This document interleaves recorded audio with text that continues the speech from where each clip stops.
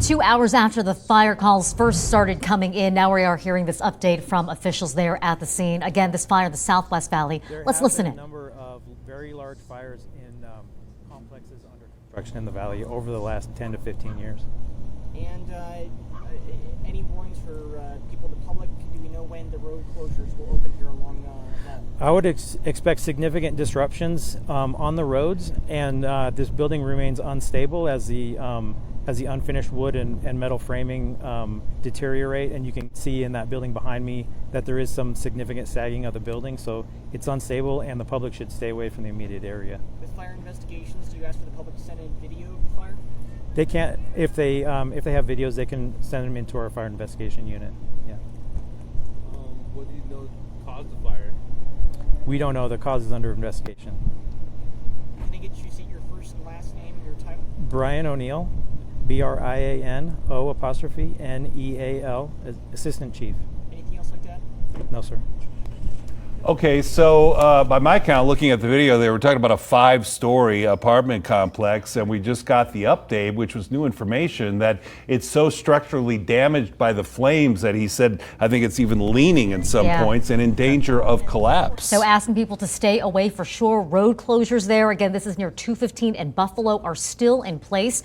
I'm wondering if we can pull up our traffic cams live there from the side of the Beltway. Or right before we went to break, it seemed as if traffic was starting to move a little bit more smoothly, but it looks like from this vantage point, at least, that line there of cars just in place. So if you're again at the South Valley, there we go. That's what I'm talking about there. So now really a lot of progress there on both sides of the Beltway. Yeah, it was intense flame video as it was going, and a lot of people were just pulling over on the side of the Beltway here and posting some of the video on social media and some photos as well. But you know, we were commenting on how close to being finished that building looked. It looked like it was painted on the outside and everything.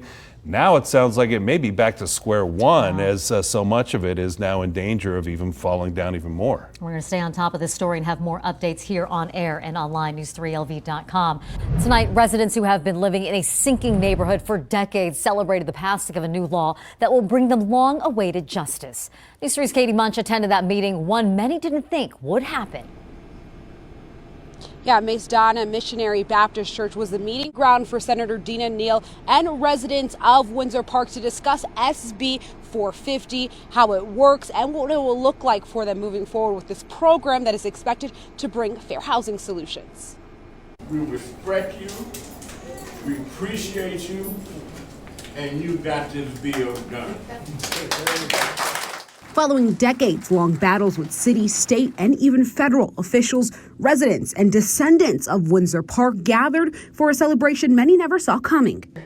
SB 450 was a lot of work, but if you guys had not been supporting me to go up there and fight for it, we wouldn't be here. Windsor Park was built between 1964 and 66. At the time, it was described as a black Summerlin, but it was constructed on geological faults and an aquifer, eventually leading many homes to crumble and sink. SB 450, sponsored by State Senator Dina Neal, creates a program that allows owners in the historic Windsor Park neighborhood to exchange their current home for a newly built home of equal price and square footage on vacant land adjacent to where they live now.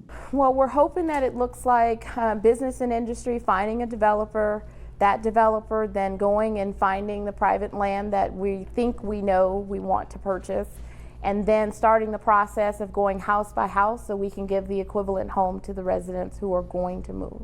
Residents of Windsor Park, like Barbara Carter's home, has been falling apart for years, but ordinances blocked her from making improvements. Because I needed a roof for my house about 20 years ago, and I could not even get a roof permit to replace my roof. And that really makes you feel sad. I'm really happy that this has finally gone through, because you hear all of nothing has ever worked in the past.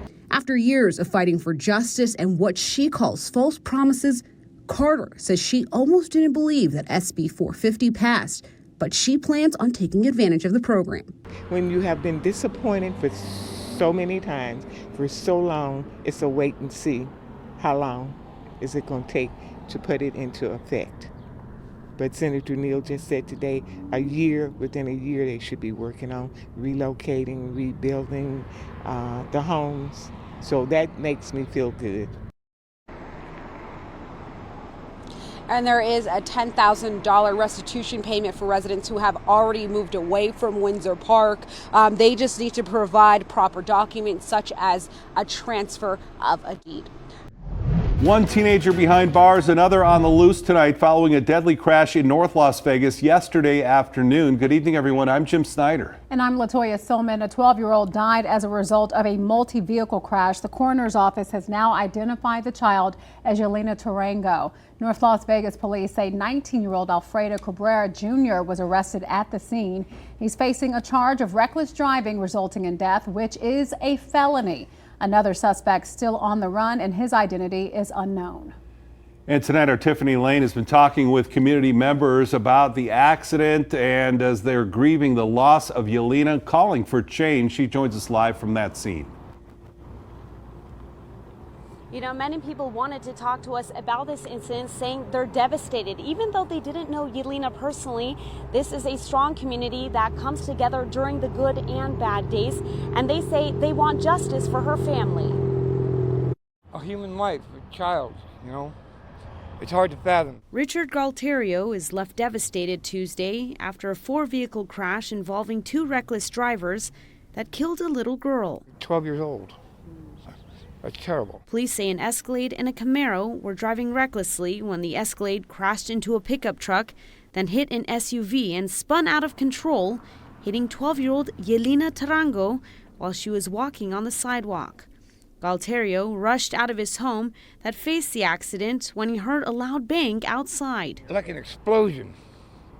I hear no screeching of tires or nothing. It was like an explosion. And then he says he saw one of the suspects. Seen the guy running down our street and jumped the wall at the end of the street.